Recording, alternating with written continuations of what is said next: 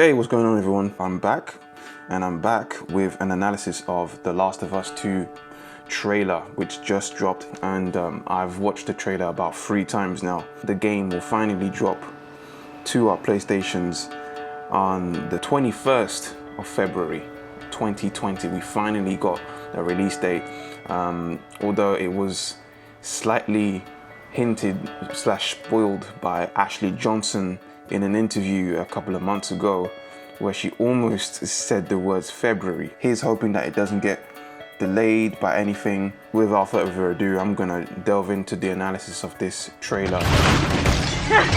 Ellie!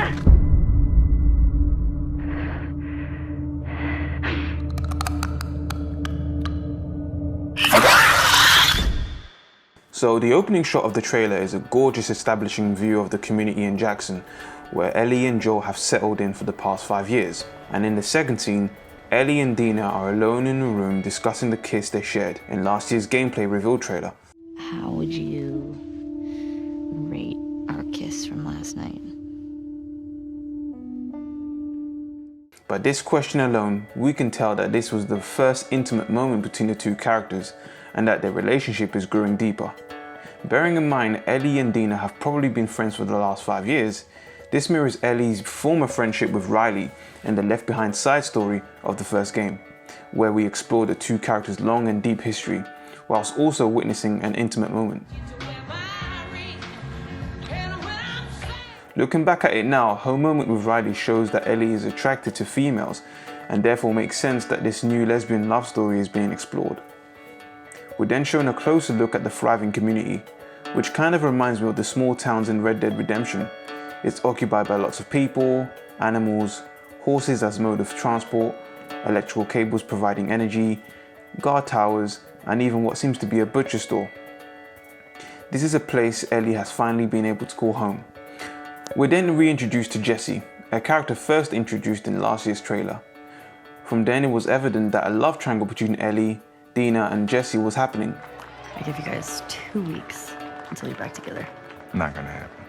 In this scene, Jesse can be heard instructing a handful of people, including Ellie and Dina, to be safe as they head out on a long patrol mission. But things soon take a dark turn. Ellie and Dina are riding through the snow and pass by a dead animal, possibly attacked by the infected. This is the first sign of danger we get, as the two enter a fungi-infected area. I've noticed that Ellie wears a breathing mask to protect herself from spores. This is interesting given the fact that Ellie was immune to the cordyceps infection in the first game. How the hell are you breathing in this stuff? I wasn't lying to you. But this may not be the case anymore. Dina and Ellie find themselves in trouble and encounter a clicker, but one that seems further along the infection cycle. Bearing in mind this is 25 years into the apocalypse, it makes sense that this clicker looks a lot more monsterish. The detail here looks phenomenal and creates a scarier experience for the player. Now again, I'd like to point out how this situation mirrors the events of Left Behind, where Riley and Ellie eventually run into trouble when a horde of infected take over the abandoned shopping center. It's sort of history repeating itself slightly for Ellie. Ellie! As they continue their journey, they become separated from each other in the snowy blizzard. Again, this harks memories of the Lakeside Resort chapter in the first game, when Joel goes in search of Ellie in the storm.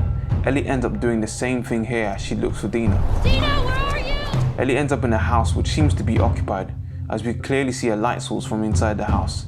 This shot of her descending the stairs is a brilliant depiction of suspense and tension, as we can clearly see fresh blood spills on the floor. When she enters, she sees something alarming but is attacked before she can do anything about it. Get off me! We then see her restrained on the floor by 2 people, begging to whoever else is in that room. Please stop!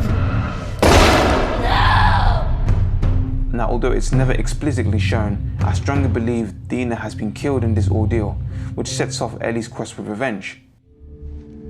I have to finish it. What's possible is this unknown group of antagonists have strict rules about trespassers, and Dina might have been taken during her and Ellie's separation. In the next scene, we see a topless and badly bruised Ellie sitting alone and is paid a visit by Tommy, Joel's younger brother, who now looks even more like Joel now that he's older. Having heard the tragic news, Tommy confronts Ellie about her revenge request, but Ellie's mind has clearly been made up. You can't stop this. During their conversation, we're shown a remarkable long shot of Ellie riding through the city of Seattle, which has been confirmed as a major setting of the game. Looking at this shot, it reminds me a lot of the Boston downtown area of Part 1, where Ellie, Joel and Tess trek through. We can see how much nature has overtaken, with trees surrounding the area and green growing on the buildings. Such is the case 25 years into an apocalypse. We then see Ellie traveling on a mini-boat, something brand new to the game. We were no strangers to water in Part 1, with Joel and Ellie having to cross waters on numerous occasions, often with a wooden plank which Joel would use to help Ellie across. She couldn't swim back then, but 5 years on maybe she's learned by now. We'll see. But traveling by boat can be a fun new way of getting around and would add more variety to the gameplay. During a very intense action sequence, we're then introduced to what seems to be a more advanced mutation of an infected enemy charging at Ellie. According to game developers, these are called Shamblers. These look so terrifying, I can't even tell if this was once a human being anymore. But again, this adds a new level of enemy to combat with and would be harder to kill than the bloaters. They remind me of the flood monsters from Halo 3 actually, come to think of it. Fighting off dogs is also a confirmed new addition to the game. This was hinted at back in 2016 when a picture of Neil Druckmann kneeling next to a dog inside development studios was released on social media. Then this shot of Ellie being attacked whilst inside a car is interesting. At this point, we can't know for sure whether we can drive anywhere, but it seems you can use vehicles as another hiding place for stealth situations, perhaps. Lastly, we are finally reintroduced to Joel, and he's looking super old now. What the hell are you doing here? You think I'd let you do this on your own?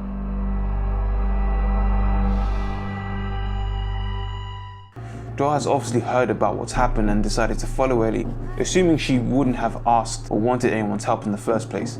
There may have been some sort of tension between the two down the years. This may be the first contact they've had in a while. From the game's debut trailer in 2016, Joel's demeanor in that trailer seems to be questioning Ellie's intentions and almost trying to convince her otherwise. What are you doing, kiddo? You really gonna go through with this? Joel will play a key role in trying to stop her going too far and completely off the rails. The hatred and anger she bears inside risks consuming her, and this is where Joel comes in, as a guardian angel perhaps. Joel's presence also answers fans' questions about his role in the game.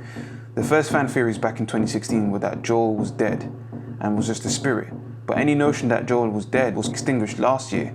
If you recall, during the trailer, Jesse mentions Joel to Ellie by saying, Your old man really laid into me today. It's funny how involved he gets whenever you're scheduled to go out. Although he never said his name, it was clear that Jesse was talking about Joel. Whether Joel is a playable character is doubtful, but having said that, we did switch from Joel to Ellie in the Lakeside Resort chapter in Part 1, so I won't rule this one out. So that is it. That is my very long analysis of The Last of Us Part 2 trailer. Finally, Naughty Dog have blessed us with content. February the 21st. Can't come any sooner. Thank you for watching if you watched it this far, and I will see you next time.